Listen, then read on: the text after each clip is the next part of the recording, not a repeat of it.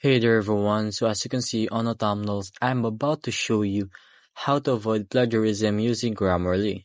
Make it sure to watch until the end, so without further ado, let's get started. So first of all, copy the text you want to test. Before pasting your text, I highly suggest you first rewrite some parts in your own words. Change sentence order or wording a bit. Well, this makes the final result even more unique after paraphrasing.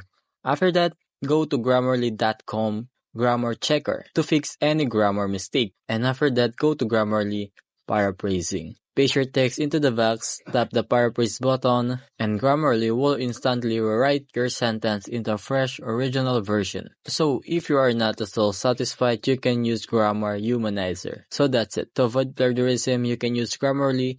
You just need to tweak your text first, let the tool rewrite it, and you will have a safe original version ready to go. But take note that don't rely too much on AI. So got it? Thanks for watching and good luck.